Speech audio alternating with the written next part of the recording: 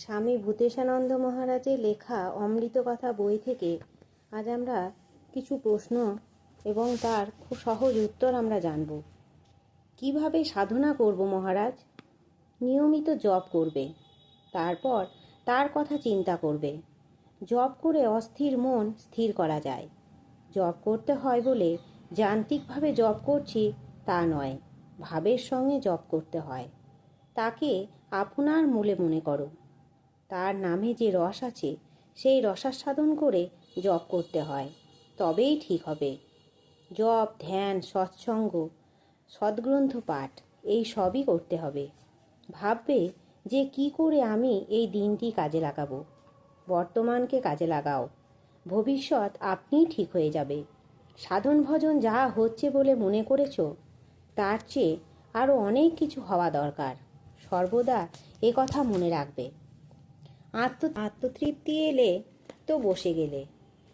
জপ, সৎসঙ্গ, সৎচিন্তা, সৎগ্রন্থ পাঠ এসব নিয়ে আধ্যাত্মিক পথে চলতে হবে। সব রকমভাবেই করতে হবে। রোজ রোজ এক জিনিস খেতে কি ভালো লাগে? একেবারেই না।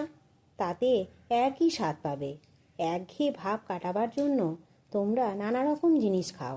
যাই হোক, আগে যা বললাম, সময়কে কাজে লাগাও। শুক্তি তার মুখটা খুলে রাখে স্বাতী নক্ষত্রের এক ফোঁটা জলের জন্য। স্বাতী নক্ষত্রের এক ফোঁটা জল নিয়ে সে সকলের অলক্ষ্যে সমুদ্রের তলায় চলে যায়। সেখানে নির্জনে মুক্ত তৈরি করে। ঠাকুরের কথা এটি। কথামৃতে তোমরা পড়েছ যে শামুকের ভেতর মুক্ত তয়ের হয়। এমনি আছে, সেই শামুক স্বাতী নক্ষত্রের বৃষ্টির জলের জন্য প্রস্তুত হয়ে থাকে। সেই জল পড়লে একেবারে অতল জলে ডুবে চলে যায়, যতদিন না মুক্তা হয়। মুক্ত তৈরি করা মানে তার সারকে গ্রহণ করা। ভগবানকে ডেকে তার কাছে প্রার্থনা করে সারবস্তু যা তা লাভ করা। অর্থাৎ অনেক কিছু শুনে লাভ নেই। যতটুকু তোমার প্রয়োজন তাতে মন একাগ্র করে সারবস্তু জীবনে প্রতিফলিত করা। মহারাজ জিজ্ঞাসা করছেন, ভক্তির রজ তম কি? ঠাকুর এই কথাটি ব্যাখ্যা করেছেন। ভক্তির তম বলছেন মার কাট লোট, অর্থাৎ আধ্যাত্মিক সম্পদ ছিনিয়ে নেওয়া। ভক্তির রজ হল ভক্ত গরদে দামি কাপড় পরবে, গলায় রুদ্রাক্ষের মালা পরবে, তার ভিতর সোনার দানাও থাকবে, অর্থাৎ বাহ্য আড়ম্বর থাকবে। ভক্তির সত্য হল আভ্যন্তরীণ, এটি ভিতরে থেকে আসে।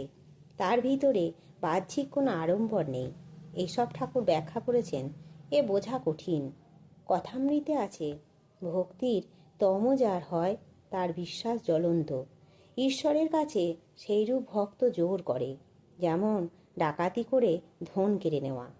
মারো কাটো বাঁধো, এইরূপ ডাকাত পরা ভাব। ভক্তির রজ থাকলে সেই ভক্তের হয়তো তিলক আছে, রুদ্রাক্ষের মালা আছে, সেই মালার মধ্যে মধ্যে আবার একটি সোনার দানা। যখন পুজো করে গরদের কাপড় পরে পুজো করে। সেই যে ভক্তের সত্যগুণ আছে সে ধ্যান করে অতি গোপনে। সে হয়তো মশারির ভিতর ধ্যান করে। সবাই জানছে ইনি শুয়ে আছেন, বুঝি রাত্রে ঘুম হয় নাই, তাই উঠতে দেরি হচ্ছে।